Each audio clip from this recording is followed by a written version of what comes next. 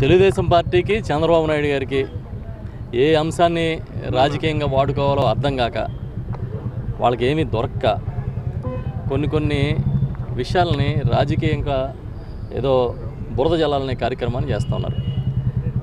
మన గోదావరిలో కచ్చులూరు వద్ద జరిగిన లాంచీ ప్రమాదం సంబంధించి మళ్ళీ 2 రోజుల నుంచి రకరకాలుగా రాజకీయంగా ఏదో విమర్శలు చేయడం మొదలుపెట్టారు. చంద్రబాబు నాయుడు గారు, అదేవిధంగా కళా వెంకట్రావు గారు, కాలువ శ్రీనివాసులు గారు రకరకాలు చూస్తూ ఉన్నాం మేము. అంటే ఇంత దిగజారిపోయి తెలుగుదేశం పార్టీ ఎందుకు రాజకీయం చేస్తున్నాం మాకు అర్థం కావట్లేదు. ఇప్పుడు వాళ్ళ హయాంలో ఎన్ని పడవ ప్రమాదాలు జరిగినాయి, ఎన్ని లాంచీల ప్రమాదాలు జరిగినాయి. ఇప్పుడు ప్రమాదం చెప్పి జరుగుతుందా? దాంట్లో ఎక్కడన్నా మానవ తప్పిదం ఉందా, ప్రభుత్వ తప్పిదం ఉందా అనేది వాళ్ళకి తెలుసు కదా. అంతకుముందు పడవ ప్రమాదం జరిగినప్పుడు, లాంచీ ప్రమాదాలు జరిగినప్పుడు మీరు ఇచ్చిన జీవోనే సక్రమంగా ఇచ్చి ఉంటే ఇవాళ ఈ ప్రమాదాలు జరిగి ఉండేవి కాదు. ఎంత దారుణం అంటే మీరేమో నిమ్మక నీరెత్తినట్టుగా పరిపాలన చేసి కనీసం మినిమము బాధ్యత లేకుండా పరిపాలన చేసి జగన్మోహన్ రెడ్డి గారి మీద బురద జల్లే కార్యక్రమం చేయాలనుకుంటున్నారు. అసలు మేము సూటిగా అడుగుతున్నాం, పుష్కరాల్లో, గోదావరి పుష్కరాల్లో మీరుండగా అదే రేవులో స్నానం చేయడానికి వచ్చినప్పుడు తొక్కిసలాట జరిగి 29 మంది చచ్చిపోయారు. కనీసం ఒక కంటి నీటి చుక్కన్నా మీరు జార్చారా? ఏదైనా ఎవరి మీదైనా సరే చర్యలు తీసుకున్నారా? అంటే మేము రాజకీయం చేయాలని అనుకోవట్లే. ఇప్పుడు ఈ బోటు ప్రమాదానికి సంబంధించి అందరు నిపుణుల్ని తప్పించాం.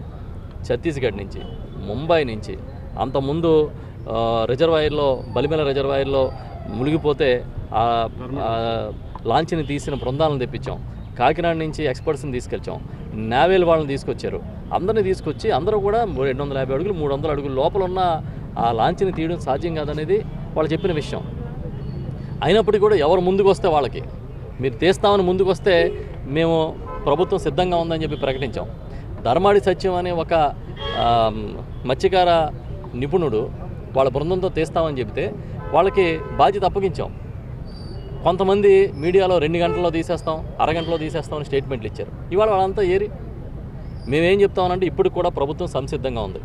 ఎవరైనా సరే నైపుణ్యం ఉండి ఆ బోట్ని వెలికి తీస్తామని చెప్పి బయటికి వస్తే ముందుకు వచ్చినట్లయితే తూర్పుగోదావరి జిల్లా కలెక్టర్ గారిని, మురళీధర్ రెడ్డి గారిని నేరుగా సంప్రదించమని చెప్పి ప్రభుత్వం చెప్తా ఉంది.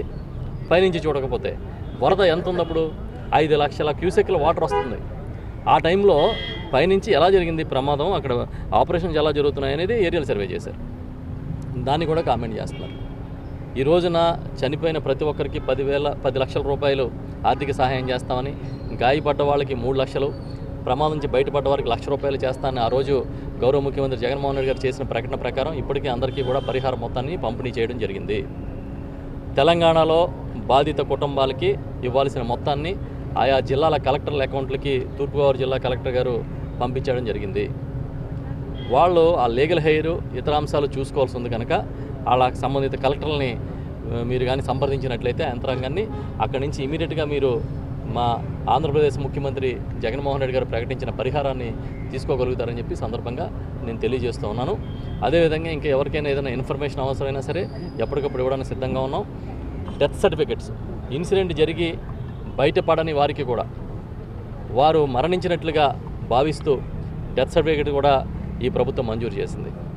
నిబంధనలు సవరించి మరీ డెత్ సర్టిఫికెట్స్ ఇవ్వడం జరిగింది.